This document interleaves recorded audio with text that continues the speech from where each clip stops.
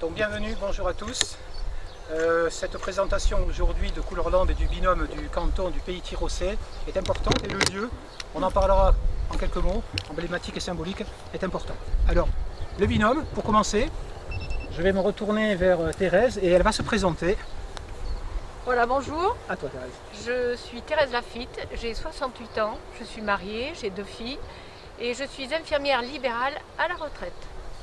Pendant 36 ans, j'ai travaillé en secteur rural, dont 26 ans à Saint-Martin-de-Hinx et ces petits villages aux alentours, Je suis très motivée, bien sûr. Je suis une femme de terrain. Je suis à 100% dans le social et je suis aussi à 100% disponible.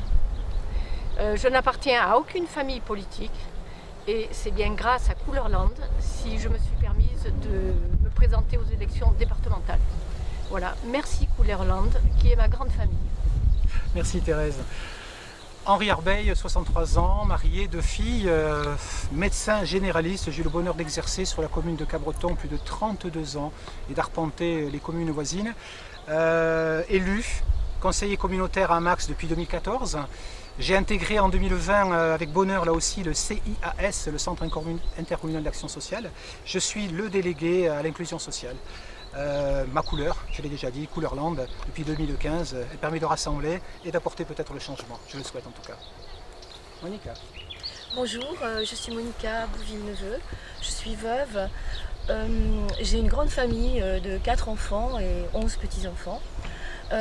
Bordelaise, installée à Bordeaux dès mes jeunes années. J'ai fait tout mon parcours professionnel en tant que cadre commercial dans l'industrie pharmaceutique, gérante de société également dans l'industrie pharmaceutique et ensuite reconvertie dans l'immobilier. Donc j'ai achevé ma carrière professionnelle en tant qu'agent immobilier. J'ai ensuite posé mes valises à la Benne. Pourquoi la Benne? C'est pas un hasard. Ma belle famille s'est implantée à la Benne dans les années 30 et j'ai découvert avec beaucoup de bonheur ce qu'était la vie dans une petite commune, moi qui n'avais vécu que dans des grandes métropoles. Et ça m'a donné l'envie de m'investir dans la vie de ma commune, la Benne. J'étais donc élue de l'opposition jusqu'en 2020, jusqu'aux dernières élections municipales. Ce que je peux dire, c'est que moi aussi je suis motivée. Couleurland, j'ai soutenu la campagne d'Henri en 2015 et c'est toujours avec conviction que je rejoins Couleurland. Je dirais que ce qui me tient à cœur, c'est l'environnement, les questions d'environnement et d'urbanisme. Merci Monica. Gilles, à toi. Donc Gilles Dor, bonjour. Donc je suis Tirocais, j'ai 55 ans, je suis marié, j'ai 3 enfants. Donc je suis cadre à EDF, donc à la direction des collectivités. Je suis actuellement président du club de handball de Tyrosse. Sur Tyrosse, je suis bien entendu aussi élu conseiller municipal, conseiller intercommunautaire comme Henri. Voilà, donc très attaché au service public, très attaché au monde associatif et comme Thérèse, sans étiquette. Et ce qui m'a plu effectivement, c'est l'ouverture d'esprit que porte donc Couleurland. Voilà pourquoi j'ai adhéré. Maintenant, après la présentation, le lieu, le Marais d'Orx, c'est bien d'en parler. ce lieu qu'on peut en parler qui est pour moi vraiment emblématique et symbolique. Alors de l'histoire, on va faire très courte, hein. Les Napoléons se sont investis très rapidement ici dans les années 1800.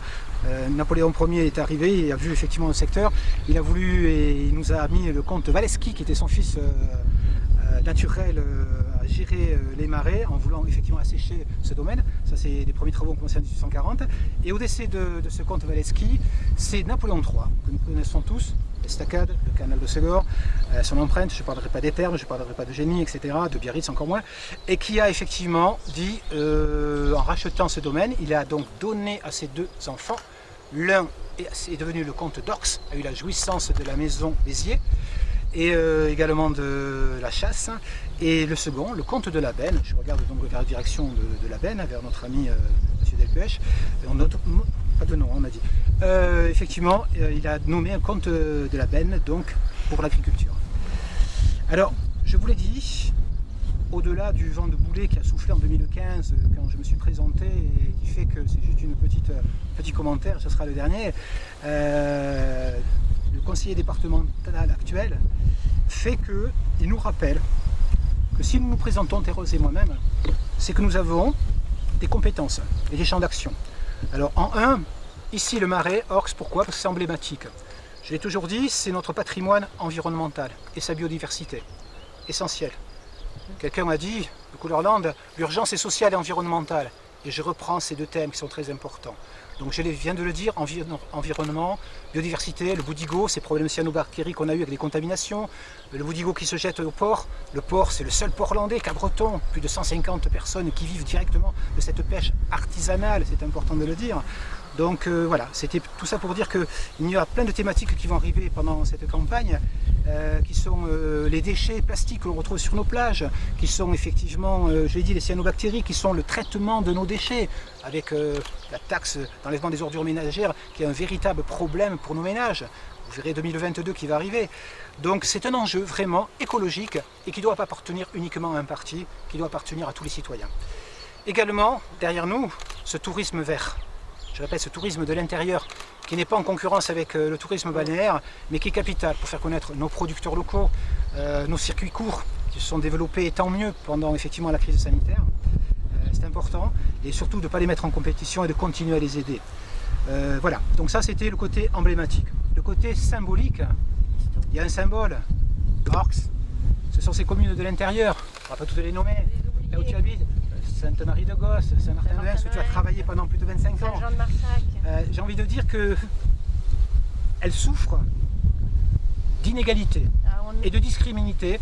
Et ça pour moi, encore une fois, ces petites communes par rapport au littoral, on ne peut pas l'admettre en termes de transport, en termes de mobilité, en termes sanitaires. Et je ne parlerai même pas de l'exclusion numérique que nous vivons actuellement sur ces petites communes où même nos aînés ne peuvent même pas prendre rendez-vous parce qu'ils ne sont pas effectivement et ils n'ont pas cette possibilité d'accès facilement et librement par le numérique pour prendre effectivement ces rendez-vous-là. Voilà, donc c'est ça que je voulais dire aujourd'hui. Orx, ce n'est pas pour rien, c'est qu'on a une équipe complète qui pour moi représente tout à fait ce que je voulais, une représentation, on va commencer par la Benne, avec ses problèmes d'urbanisme galopant et de foncier spéculatif. Au niveau de Tyros, et Gilles est là pour nous renforcer et connaît très bien la problématique de la circulation sur Tyros, de ce fameux échangeur qui n'est jamais arrivé.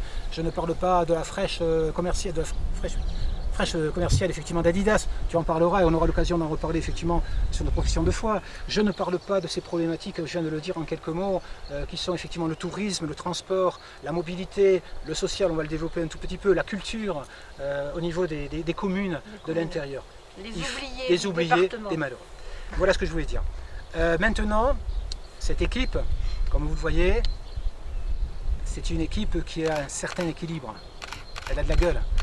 Je vous l'ai dit, ce sont des gens de terrain, de proximité. C'est une équipe également engagée, ancrée. Engagée, 3 sur 4 sont des élus, certes des élus d'opposition, mais des élus qui sont toujours là, toujours devant et toujours prêts effectivement à porter fort le renouvellement, je répète, de ce beau département. Également, je vais parler du binôme, ça c'est important. Le binôme, nos points forts, et ce binôme, il a du sens. Il a du sens, Thérèse, tu verras. Il a du sens, pourquoi? Parce que ce binôme, encore une fois, c'est le seul binôme social à 100%. Je le répète, à 100%. Qui mieux qu'une infirmière à la retraite et qu'un médecin à la retraite, généraliste, qui a arpenté pendant des années, qui ont arpenté ensemble pendant des années le territoire, connaissent effectivement ces problématiques et ces personnes. On sait soigner, on sait faire des diagnostics, on sait apporter des solutions.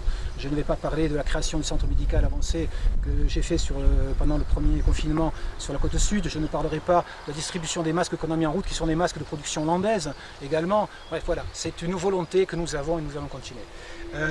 Pour faire un petit clin d'œil, nous sommes vaccinés, tous les deux, tous les trois. Gilles, ça viendra, tu es le plus jeune, tu n'as pas cette chance encore, ça viendra. Et j'invite tout le monde à le faire, bien sûr. C'est comme ça qu'on sortira de cette crise sanitaire. J'ai envie de dire que nous, on va dire que c'est du social, que nous voulons être des messagers. Et le petit clin d'œil, c'est effectivement notre ARN, c'est le social. C'est vraiment notre raison d'exister, notre raison de vivre. Alors le social, je vais t'en laisser un peu parler également parce que tu connais ça très bien. Tu as peut-être un chiffre ou deux à nous donner rapidement. De quoi, des Sur la personnes représentation du département, effectivement, le budget qui est quand même la solidarité. Le diagnostic de la de majorité sortante, l'infirmière, pardon. mais l'infirmière, allez, elle fait pas quelques mots, beaucoup parce de que diagnostic. Vous partagez le même diagnostic, Elle on obéit parle pas au des tout projets, mais le diagnostic de diagnostic. départ. Voilà. Allez, Thérèse, parle-nous un tout petit peu du budget. Du budget, le budget du département, c'est de combien? 476 476 millions. millions T'as d'euros. raison. Dont pour la solidarité, c'est quand même 58% de ce budget-là. Donc c'est quand même très important pour nous, qui avons travaillé auprès des gens, puisque je faisais du libéral, toujours à les écouter, à connaître leurs besoins et à répondre un petit peu à leurs demandes. Voilà, donc ce budget est quand même très très important et je pense qu'on pourrait le dispatcher de manière différente et puis l'utiliser peut-être, faire encore mieux. Voilà, je pense. Alors, il y a également, on n'oublie pas la PMI, protection maternelle de l'enfance. Voilà. On n'oublie pas un effectivement petit budget, la ça. mobilité, petit budget, tu as raison de le dire, est insuffisant. On n'oublie pas la mobilité de nos personnes en handicap. On n'oublie Les pas Alzheimer. effectivement de nos Alzheimer. Alors, je ne vais pas revenir sur la polémique du village Alzheimer. Non. Juste un mot en disant que c'est pour moi l'arbre qui cache un peu la forêt. 120 résidents pour tout le département, tant mieux. Le budget de fonctionnement annuel, c'est quand même 7 à 8 millions. C'est le prix d'un EHPAD par an. Donc vous mesurez, vous calculez rapidement. J'ai envie de dire que sur un département qui est en carence d'EHPAD, en carence de crèches également, nous avons encore des efforts à faire. Et ça, il faut le travailler dans ce Je crois qu'on sens-là. peut mieux faire. Le maintien à domicile de nos aînés, c'est vraiment là aussi notre quotidien tous les jours. Nous avons bien sûr des projets qui se mettent en route, XL Autonomie, où nous avons proposé avec le concours de la Poste, effectivement, d'avoir plus de 40 à 50 personnes éligibles sur la communauté de Max. Mais 40 personnes, c'est parfait, c'est bien, mais par rapport aux 163 000 habitants effectivement du canton, c'est insuffisant, vous l'avez bien compris. Pas assez de Donc, personnel.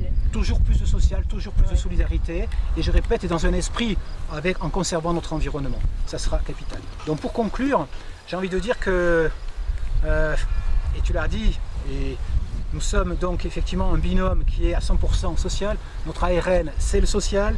Nous sommes surtout libres, libérés de tout engagement. Nous ne cumulons pas ni mairie, ni conseil départemental, ni vice-présidence au niveau des agglos, ni conseil syndical mixte. J'ai envie de dire que nous avons du temps, nous avons de la volonté, de l'envie. Nous voulons nous mettre à la disposition, de Couleur-Lande, de notre chef de file qui est Mathieu Harra et qui, je le souhaite et j'en suis sûr, sera notre prochain président du conseil départemental. Et que personnellement, il faut que nous allions dans ce sens et nous espérons amener l'électorat qui a d'autres soucis en ce moment avec la crise sanitaire.